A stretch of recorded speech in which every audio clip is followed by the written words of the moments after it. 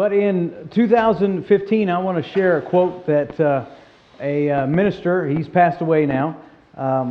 He had a church in New York, and it did well. Even in New York, it did well. It was in New York City. It wasn't just in the country in New York. It was in New York City. And his name was Tim Keller, or Timothy Keller. And you can read a lot of books by Timothy Keller. And he had a book that came out in 2015, and it had one of those... I don't know if the quote was in the book or if Tim just said it on Twitter because it went along with the book. But when he published a book, he would sort of talk about that subject and he would talk about it online, and he would promote his book because he wanted people to read it. But he said something that I think was truly profound, and I just wanted to share it with you today. Somebody had shared that this week, and I hadn't remembered it, but there it was from 2015. Tim Keller said this. He says, the only person who dares wake up a king at 3 a.m.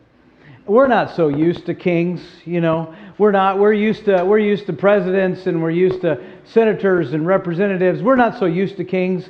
If you read the Bible, you're going to read about kings, and you're going to see some things in there that are going to make you realize that it was a little bit of a different ball game. You never wanted to offend a king. You never wanted to get that king upset. You never wanted to get them angry, because if you did, you might not live another hour. Your life might be over. There was a story in the Bible when Queen Esther went to appear before the king, and she was scared to death to do it because you weren't allowed to appear before the king unless he invited you, even if you were the queen. Now, I don't know about your marriage, but that never is a problem for my wife. She can just barge in anytime she wants and interrupt me. She can just do that because it's okay. But apparently, when it comes to being a king, you had to be careful.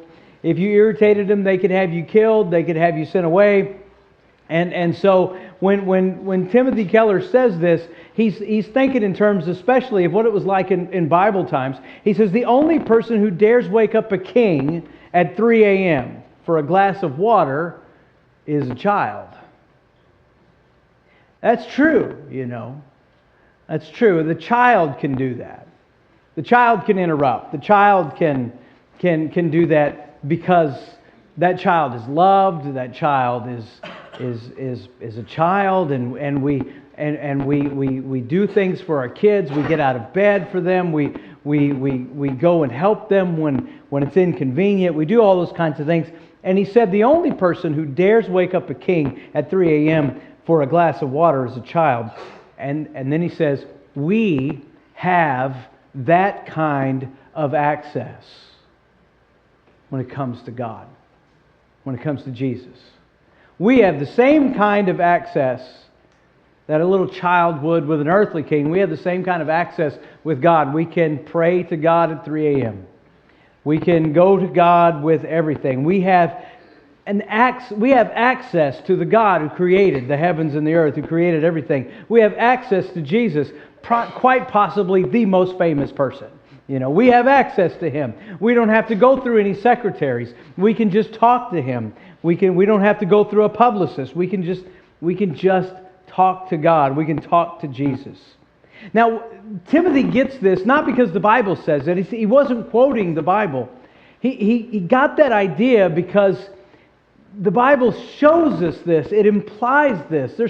You can watch what God does. You can watch what Jesus does especially, and you can realize just from how Jesus acted, what He did, how God and the things that God did in the Old Testament and what He did, you realize that God allows us to come to Him. And it's not because the Bible always spells it out. You can just read it and see what was happening, and you realize what this implies is we have access to God.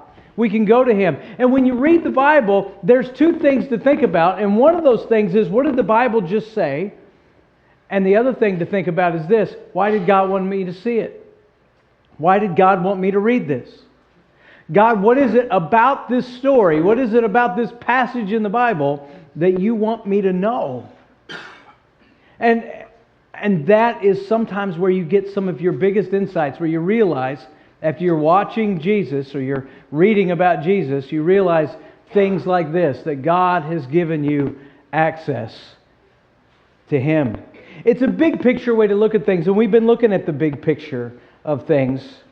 And there are always, when you look at the big picture, you see what's happening in the Bible, but it implies something. It tells us something important. In Matthew chapter 8, if you have your Bibles open there with me, look in verse 26.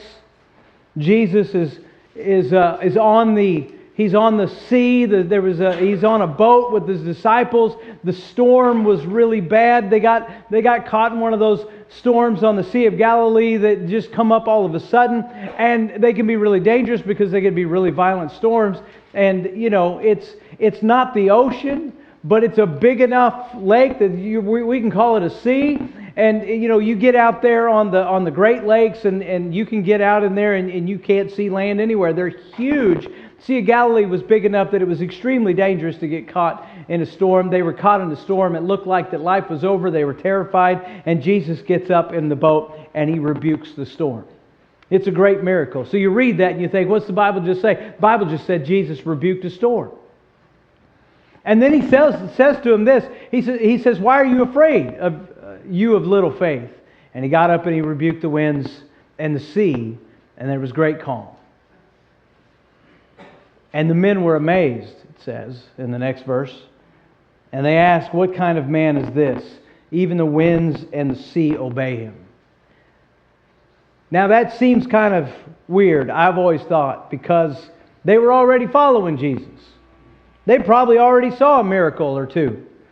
And they probably at least already believed that Jesus was the Messiah. And here in this verse, it's like they just realized that He can do some pretty great things. And so it was always a little weird when their reaction, I've always thought.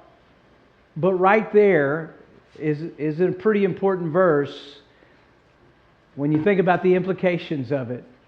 Because in ancient times, the most powerful forces in the universe, the most powerful forces in the world for an ancient person were the heavens and the storms, and was the sea, the deepest part of the sea. If you went to ancient Near Eastern religions, if you went to ancient Egyptian religions, the biggest gods, the most powerful ones, the ones that were in charge of everything, they were usually the gods of the heavens or the gods of the sea. They were the most powerful gods there were. And so for Jesus to stand up in a boat and command not just the heavens, but also the sea, to do both, showed that He had power over the most powerful forces in the world. And when He does that, that's not just working some regular old miracle. That's not just being a prophet. That's not just being a normal person. That's doing something that only God could do if you were an Israelite. Only God could do that sort of thing. That's doing something if you were not an Israelite, you might think that Jesus just stepped on the turf of the most powerful gods in the world. The ones that control the heavens and the ones that control the sea. If you were an Israelite, you just thought that Jesus just did something only God can do. The implications of that were huge, which is why these guys asked, what kind of man is this? The implications are important. You'll hear people claim that Jesus' early disciples didn't really know or think of Him as God, but Matthew, Mark, and Luke, those earliest followers of Jesus, they made sure you saw this story. And for them especially, this was big because Jesus did something that only God could do. In verse 28, Matthew chapter 8, verse 28, it says, when He'd come to the other side, to the region of the Gadarenes, and I don't know if I said that right, but two demon-possessed men met Him as they came out of the tombs. These two demon-possessed guys, were so violent that no one could pass that way. Everybody was afraid to go that direction because of those two guys that were demon-possessed. And in the next verse it says, suddenly these demon-possessed guys shouted, what do you have to do with us, Son of God? Have you come here to torment us before the time? This is in the same chapter. And as Matthew describes this, these demon-possessed guys not only knew Jesus, not only recognized Him and called Him the Son of God, but but they recognized Jesus as someone who had authority and power when it came to the end of the age, when it came to the end of everything, the end of the world. It says, what have you have to do with us? Have you come here to torment us before the time? And if you were an Israelite, when you talk about the time or when you talk about the day, you're always talking about the end of everything, the end of this age. And here you have these demon-possessed guys, and Matthew wrote this down so you could see it. And these demon-possessed guys are talking to Jesus as if He has a power and authority over the end of time and over the end of days. Boy, there's some big implications there. If we all went to heaven and we just got, an hour with Jesus in heaven, that would be kind of cool, wouldn't it? It'd be great. I've always thought that people ought to be given guided tours of hell because they come back on fire. But anyway, if you got to go to heaven for an hour and we got to talk to Jesus, just literally, just face to face, we got to talk with Jesus, we'd have a million questions. We'd just be rattling them off really fast, You'd probably want to make a list. Okay, well, I've always wondered about this, and I've always wondered about that. Wouldn't that be great, Because then, that's better than asking a pastor, because Jesus is right. You're not so sure about the pastor sometimes, but Jesus is right. And you really know the pastor's not right all the time. And talking to my wife, of course, and probably Renee and Sam and anybody else over there. You know he's not always right. But yeah, we would have a million questions if we could ask. But what can we learn just by watching what Jesus did in the Scripture? What can we learn by just paying attention to what He said and what He did? Because that's what these guys were doing. They were paying attention to what He said and what He did. And so when He calms the storm and He has authority over both the heavens and the sea, they're going, goodness, what kind of man is this? And when we read the Bible, when we read the Gospels, and we read some stories we're going to look at, that's a good question for us this morning. What kind of man is this? What kind of man is this? Well, He's given us access to these answers, and He's given us access to Himself by coming down to this earth and being here and living here and doing things and teaching. He's given us access not only to that closeness with God that we can have, but also given us access to what He's all about and how we can relate to Him. So in the same chapter, if we just back up a little bit, we can look at what Jesus was doing and think about the implications of it and what that means for us and God. And one of the things that I think that you notice right away at the very beginning of the chapter is that Jesus was willing to get His hands dirty. Jesus got His hands dirty in these chapters and in His life. There's a lot of times when we have to get our hands dirty, when the garbage disposal gets stuck and you've got to reach down in that, and you don't want to, and you try for a while to stick something else down there so you don't have to, But eventually, sometimes you just have to reach down there and figure out what it is. And we don't like that kind of thing, but sometimes we have to do that.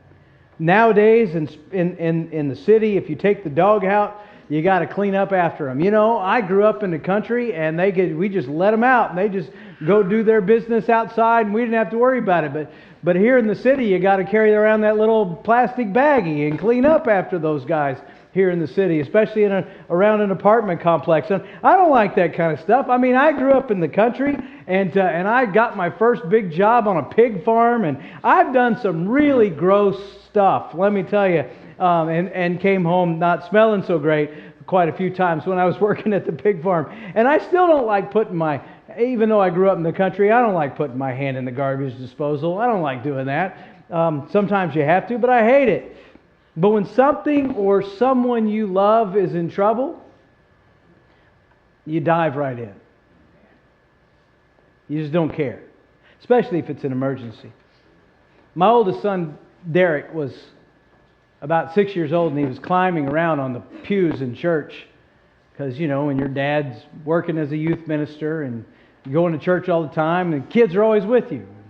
And he was climbing around on the pews, and I had this stupid idea when I was younger that I should just let my oldest son climb around on anything, and when he falls, that'd teach him, and that was I just thought it'd make him more coordinated, he'll learn. And he fell downstairs one time at Grandma's house, and he was on the pews climbing around. We weren't having a service or anything. We were just, we were there after service, and it was over, and he was just climbing around, and of course, he took a header and he clobbered himself, hit himself right in the forehead on the corner of a pew. And I don't know if you've ever seen somebody get injured in the head, but you bleed really bad up here. Really bad.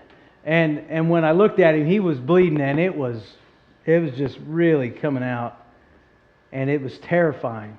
And you might not want to get dirty, and you might not want to stick your hand down a garbage disposal, but when your son is hurt, none of that matters anymore. And I slapped my hand on his head to stop the bleeding and held the pressure and just picked him up and carried him to the car, and we drove to the hospital, and we got him there, and they took care of him, and everything was fine. But when we got done, my shirt, I had blood all over my shirt, I had blood all over my hand and my arm, and I didn't care.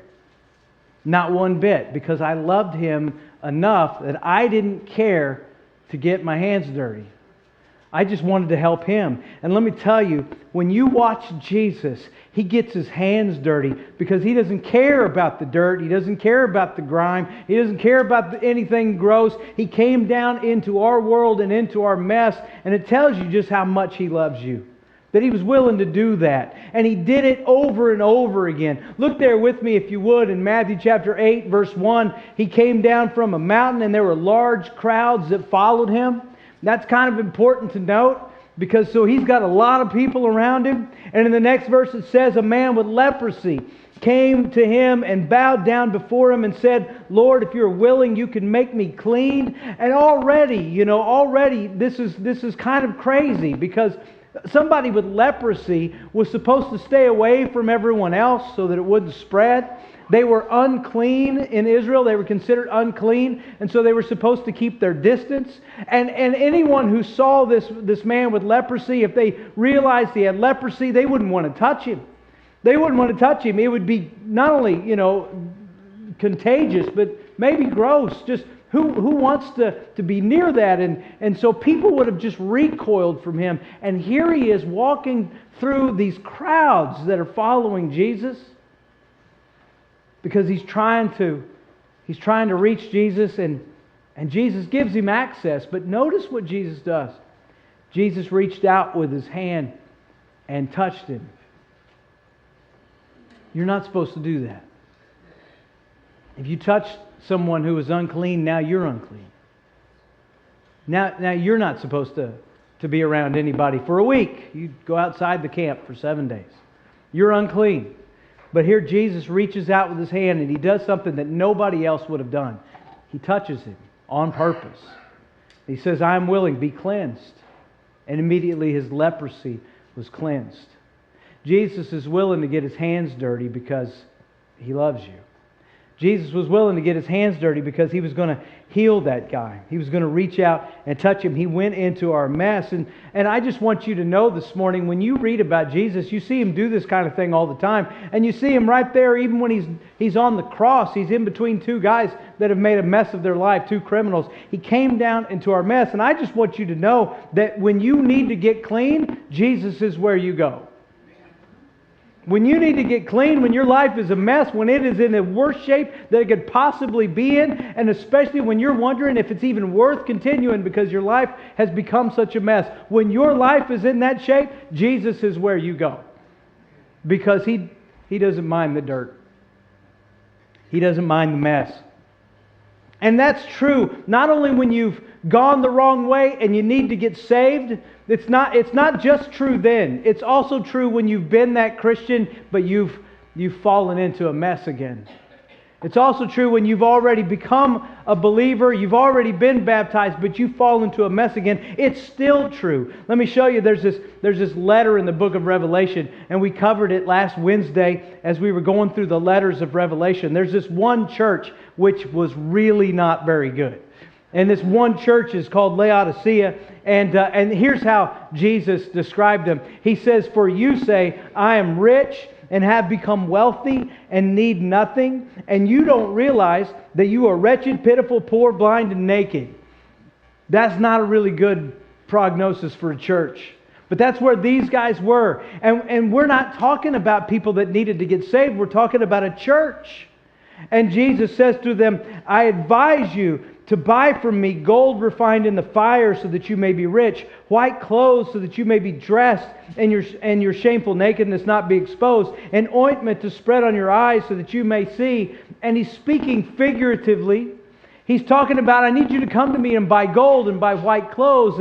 And that represents purity, that we go to Jesus to get cleansed. Just like that guy who had leprosy went to Jesus to be cleansed. We go to Jesus to be cleansed of our sin, to be cleansed of our impurity, to make our life new again. He says, so an ointment to spread on your eyes so that you may see, so that we can see clearly and not just follow and be deceived by the world. And so He's talking figuratively, but the answer is still obvious. When you're in a mess, you go to Jesus. That's where it gets fixed. It's always the same. It doesn't matter if you've never been saved or if you were saved a long time ago. When life becomes a mess, when you go the wrong way, you go to Jesus. He'll get His hands dirty. A lot of people who have been baptized before, who have been saved before, who have put their faith in Jesus before, and yet have gotten themselves and their life in a mess by disobeying God, by falling away, or whatever it was. A lot of times they'll come forward at a church, and they'll come forward sometimes at a meeting, and they don't need to necessarily be baptized again. They don't have to get saved again. They just have to come back to Jesus. And you don't have to just clean yourself up first, because you don't clean up before you take a bath. You just take a bath. And you don't need to clean yourself up before you come to Jesus. The way you get clean is you come to Jesus. And so we start sometimes with just a rededication. And really all it is just coming back. Because that's where you get clean. 2 sentences after Jesus says this. 2 sentences after He says, you need to come to me. 2 sentences later, He says, I stand at the door and knock. And most of the time, we read that scripture, Jesus stands at the door and knocks, just open that door. And we're thinking of it in terms of, you need to get saved. You need to get baptized. Jesus is standing at the door. But He wasn't talking to people who needed to get saved. He was talking to a church. He was talking to people that had already been saved, that had already been baptized. And He was telling them, look, you're in a mess, but I stand at the door and knock. And you should always know that no matter how bad it gets, Jesus is never farther away than just the other side of the door. He's always there. And when you're in that mess, just open that door and turn to Him. Jesus got His hands dirty. And Jesus listened. I mean, really listened. To people that He didn't need to listen to. I mean, He's the creator of the universe, for crying out loud, He's the one who can say, let there be light, and there's going to be light. He's the one who can do all of these things. Jesus is the creator, and yet, for whatever reason, God loves you and I so much that He'll really listen. You see that with Jesus. I was watching a show called Britain's Got Talent, and there was a girl that got on there. She worked at a gym. Her name was Sydney Christmas, and she got there, and she had always wanted to be a singer. She'd actually been on a little TV show once, and she'd always wanted to be a singer. She'd always wanted to be on the stage and theater and do all the big musicals, and she'd never gotten her big break. She'd never gotten her big break, and so she walks on to Britain's Got Talent. And it was that first edition. And she did great. She won the whole thing. I mean, she ends up winning Britain's Got Talent. She's getting to live her dream. But when she first walked on that very first edition, she had decided before she walked out there that if it didn't work, she was done. She was going to give up her dream. Because she had tried for years and she wasn't getting any younger, and she just thought, if this doesn't work out, I'm just going to pursue some other things. And she had already made plans to pursue some other things, but she wanted to give it one last try. And she came onto the stage and she did her audition and it went great, got a standing ovation and ends up winning the whole thing. But that very first audition, when she walks off the stage, the cameras follow them and they walk by the people that host. There's two of them that host it in Britain's Got Talent, and you could hear what they say to each other, and they were telling her she did a good job. And here's what she said to them. She said, "I felt like I really was heard." She said, "I really felt heard." She'd been auditioning before, she had been trying to break through, but for maybe the first time she felt like people really noticed her. The judges had really listened, and the audience had really listened, and she got her break. I want that when I talk to others. I want them to really listen to me. And I know that they want me to really listen to them. But I really want that from God. I want Him to hear me. I mean, really hear me.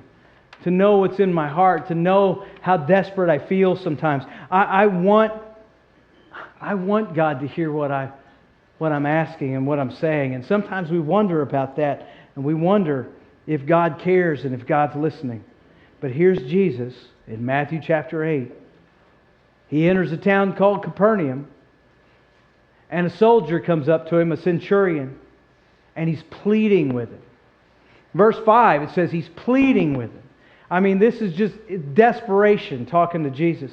He's got a servant. That servant is paralyzed, but it also says that servant is in terrible agony.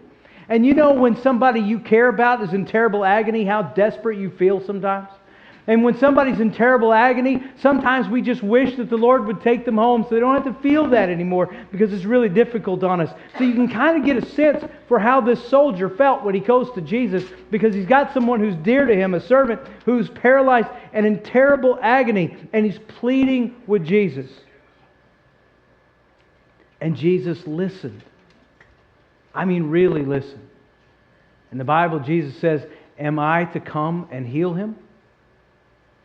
You might have a version of the Bible that says, "I will come and heal him." And that's because the translators are not sure if that was a question or a statement. Greek won't put a question mark there, so sometimes it's a question and you just have to figure it out. But either way, Jesus was willing to do it. Either way, Jesus was willing to do it. But look what happens next. The centurion replied, "I'm not worthy for you to come under my roof. Just say the word and my servant will be healed." He goes on to tell Jesus this in verse 9. He says, "For I too am a man under authority, having soldiers under my command. I say to this one, 'Go,' and he goes, and to another, 'Come,' and he comes, and to my servant, 'Do this,' and he does it." He says, "So Jesus, you just say the word." The centurion recognized that Jesus has authority. He thought that Jesus had authority over that. He says, "You don't have to come to my house. Just say the word." The centurion showed his faith right there, and Jesus respected what the centurion wanted him to do. He listened to what the centurion wanted him to do. In fact, he even bragged on him. He looked around to everybody. He says, "You see this guy? I haven't seen faith like this in anyone in Israel." He bragged on him a little bit, but then he looks at the centurion in verse 13, and Jesus tells him, he says, "Go as you have believed, let it be done for you." And his servant was healed at that very moment. I'm just amazed that we can tell God how we want the prayer to be answered, and He does it that way. That He gives us, He really listens to us. And in this moment, He really listened to somebody. And even though Jesus was prepared to go there and heal the servant, when the centurion said, "No, just say the word," Jesus said, "Okay." He really listened to him. And he did what the centurion asked. Makes me think that sometimes maybe we ask for too little. That we don't really think Jesus is listening, so we don't ask for much. When we ought to realize that He is listening. We can realize that He does care. And we should just pour out our heart. I think sometimes we dream too small. We look at ourselves and the problems that we have to deal with, that our group has to deal with, and we forget that God is bigger than everything else, and that He really listens, and He works with us, and He works with our faith. I think God speaks sometimes in ways that we'll listen, but I think that God listens to us more than we realize sometimes. And the solution, kind of like the last one, is to just draw close to Jesus. To believe and trust in Him like that centurion did, who just believed that Jesus had authority. And to just know in our soul that God is bigger than any of the problems that we face. And God is bigger than any of the problems that we have. And that God can overcome all of it. And just know that He cares and know that He listens. And just pour out our heart to Him. We can go to Jesus and do that. So what do you know about Jesus when you read these scriptures? Well, pray like that. Because Jesus really listens. And finally, Jesus granted access. Jesus granted access. You ever been in those places where access is restricted? I became a doctor, but I'm not a medical doctor. But I got to tell you, when I was walking through the hospital, it kind of felt cool. To walk through the hospital and think, I'm a doctor. I'm not really a medical doctor, but, I walked through the hospital. But as I was walking through the hospital, I also noticed there's a door there that I'm not allowed to go through. There's a hallway there that I'm not allowed to walk down. I've got all these restrictions because I'm really not that kind of doctor. So I can't go those directions. I can't do those kinds of things. And when you go to a crime scene, they surround it with tape. And unless you're the police officer, you're not allowed to go through that tape. You want to try, you'll get in trouble. And I really think that some of you could do pretty well. Like Cheryl, she watches enough crime shows. They should let her in. She would solve it. She's good enough to do that. She's seen it before. But they keep us out because we don't have access. You know what Jesus does? He takes down the tape. He opens the door. Look at what happens in verse 14. Jesus went into Peter's house, saw his mother-in-law lying in bed with a fever. He touched her hand, the fever left her, and she got up and began to serve him. And that's not a surprise. That's not a surprise because you would expect Peter's mother-in-law, he's a disciple. You'd expect she's the one with the access. But then look in the next verse, in verse 16. It says, when evening came, they brought to him many who were demon-possessed. He drove out the spirits with a word and healed all who were sick. He didn't just restrict it to just certain people. He took down the tape, He opened the door, and everybody who came to them, He healed, He ministered, and He loved. Everyone has access. You can see that in Jesus.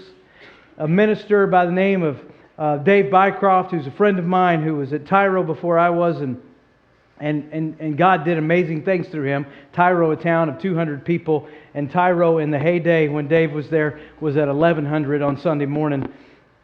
And he's in another church in Bartlesville, and he put on Facebook the other day a little meme, and the meme said, if I see you at church hungover, high, in worn clothes, covered in tattoos, hurting or struggling, you can sit with me. You're in the right place. Amen. And Dave put right above that, he says, this is what Pathway, that's the church he's at now, this is what Pathway Christian Church should be like. You know why Dave says that? Because that's what Jesus did. When you watch what Jesus did, it means something. It implies something. He let everybody come to Him, demon-possessed, people that were sick, people that had leprosy, and He healed them. He didn't keep the tape up. He didn't keep the door closed. He opened it and He says, you have access. The big picture means a lot. And you can take advantage of that now. People could approach Jesus. He would listen. And He opened the door. And that's true right now just like it was true then. That's true right now for you just like it was true for everyone else. And I invite you to do that.